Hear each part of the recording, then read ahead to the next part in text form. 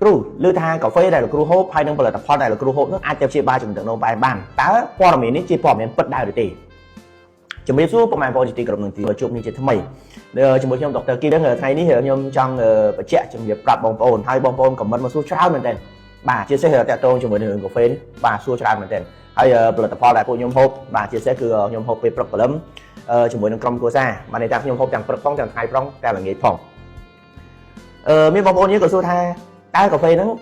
ឮគេថាអាចជាបាយជំនឿទឹកនោមផ្អែមជីខ្ញុំចង់ជំរាបប្រាប់បងប្អូនចេះបទពិសោធន៍ខ្ញុំចាប់ដើមមើលជំងឺតាំងពីថ្ងៃទីដូចជាថ្ងៃ10ខែ2ពី1997មកដល់សប្តាហ៍ថ្ងៃនេះអញ្ចឹងសរុបទៅវាចូលប្រហែលជា20ឆ្នាំជាងដែរហើយអញ្ចឹងទី2នៅពេលដែលខ្ញុំទៅសិក្សាបន្ថែមទៅយកជំនាញផ្នែកជំងឺទឹកនោមផ្អែមហើយនឹងការធ្វើការនៅក្នុងទីពេទ្យបូកនឹងនៅ clinic មួយចំនួនខ្ញុំសូមបញ្ជាក់ប្រាប់បងប្អូនចេះនៅលើពិភពលោកមិនទាន់មានកាហ្វេឬក៏ថ្នាំណាផលិតផលណាអាហារអំប៉នណាអាចទៅព្យាបាលជំងឺទឹកនោមផ្អែមជាទេសូមពុកម៉ែបងប្អូនការជឿយើងត្រូវជឿដោយប្រើបញ្ញាប្រើសតិហើយនឹងការសិក្សាហើយនឹងការស្វែងយល់ឲ្យច្បាស់មុននឹងសម្រេចចិត្តអញ្ចឹងកាហ្វេនេះគឺជាកាហ្វេសុខភាពវាជួយឲ្យ grow hormone របស់យើងមានការកើនឡើងជាពិសេសតើតើអ្នកដែលគាត់មានបញ្ហាប្រព័ន្ធការពារខ្សោយហៅថា immune system គាត់ខ្សោយគាត់អាសាឈឺក្បាលវើមុខអស់កម្លាំងធីងធងallergy តើតើជាមួយនឹងចាញ់អាកាសធាតុឬក៏ក្អកហៀសបោអញ្ចឹងទៅខ្ញុំឲ្យគាត់ប្រើ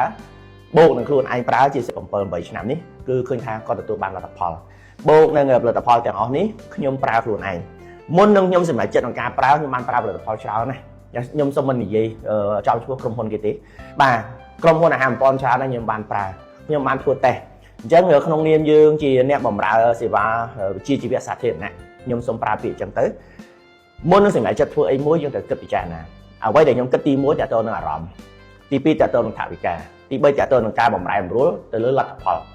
លគឺសំដៅទៅលើលទ្ធផលតេស្តឈាមអញ្ចឹងខ្ញុំពីមុនមានបញ្ហាថ្លើមផងខ្ញុំមានបញ្ហា acid uric ផងខ្ញុំមានបញ្ហា triglycerides cholesterol ផងហើយត្រង់សារណាខ្ញុំក៏ខ្ពស់ហើយខ្ញុំជាមនុស្សម្នាក់ដែលចូលចិត្តហូបគ្រឿងស្វឹងបាទអញ្ចឹងគីឡូរបស់ខ្ញុំឡើងដល់94គីឡូជាងបាទក្បាលពោះខ្ញុំធំស្បែកខ្ញុំស្អាតទាំងគ្រួសាររបស់ខ្ញុំថ្ងៃណាមួយខ្ញុំបង្ហាញរូបភាពគ្រួសាររបស់ខ្ញុំប្រពន្ធរបស់ខ្ញុំនឹងឯងហើយរហូតដល់ពេលវេលាមួយគាត់ធ្វើទុកខ្លាំងឈឺខ្លាំងខ្ញុំស្មានថាគាត់ស្លាប់បាត់ទៅហើយបាទខ្ញុំបញ្ជូនគាត់ទៅសិក្សាទៅព្យាបាលនៅក្រៅប្រទេសទើបត្រឡប់មកវិញអញ្ចឹងយើងមើលឃើញថាបន្ទាប់ពីមកវិញហើយជំរឿស2ដែលពួកខ្ញុំត្រូវធ្វើទី1ខ្ញុំត្រូវកែរបបអាហារបាទខ្ញុំត្រូវកែរបបអាហារពីមុនស្អីក៏ខ្ញុំហូបដែរបាទមិនថាថ្ងៃមិនថាល្ងាចមិនថាយប់ពេលណាក៏ខ្ញុំហូបដែរ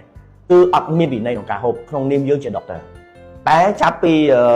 2020មកដល់ឥឡូវនេះថា2021ចាស់កូវីដបង្រៀនយើងឲ្យយើងចេះថែទាំសុខភាពទើបខ្ញុំសម្រេចចិត្តថាអូខេផលិតផលទាំងអស់ដែលខ្ញុំធ្វើតេស្តហ្នឹងខ្ញុំចាត់ដើមវិលត្រឡប់ទៅវិញថាផលិតផលណាមួយដែលអាចជួយរាងកាយយើងបានអញ្ចឹងនៅពេលដែលរយៈពេលដែលយើងមើលឃើញថាអូខេយើងចាប់ដើមប្រើផលិតផលទាំងអស់នេះដូចខ្ញុំបានជំរាបប្រាប់បងប្អូនអញ្ចឹង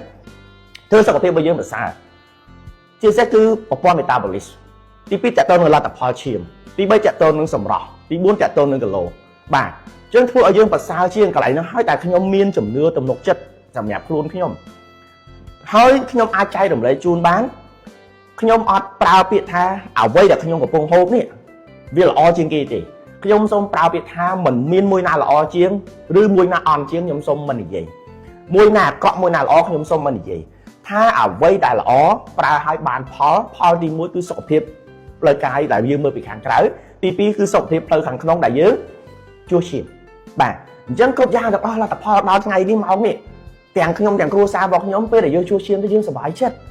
triglycerides cholesterol tranexamina creatinine ហើយគីឡូរបស់យើងក៏ល្អហើយខ្ញុំជាអ្នកលេងកីឡាបាទអញ្ចឹងឥឡូវនេះខ្ញុំរៀបចំរបបអាហារពេលខ្លះខ្ញុំហូបបាយតែមួយពេលមិនសមខ្ញុំហូបបាយតែមួយពេលទេបាទខ្ញុំទៅវាយសីនៅខាង Crystal នៅខាង Vilsberg នេះក៏ទៅទៀតដែរអញ្ចឹងមុនពេលទៅខ្ញុំហូបពពួកវីតាមីននេះបាទដើម្បីអីវាមាន fiber ខ្ពស់ពេលដែលយើងហូបទៅយើងអត់ឃ្លានទេទុយទៅវិញអាវីតាមីនទាំងអស់ fiber ទាំងអស់ហ្នឹងវាទៅជួយចិញ្ចឹមរាងកាយរបស់យើងជួយឲ្យកោសិកាយើងមានថាមពលមានប្រូតេអ៊ីនមានជាតិទឹកមានអីជាតិរ៉ែគ្រប់គ្រាន់អញ្ចឹងយើងលេងកីឡាយើងអស់កម្លាំងកន្លែងហ្នឹងហើយដែលខ្ញុំជឿមានទំនុកចិត្ត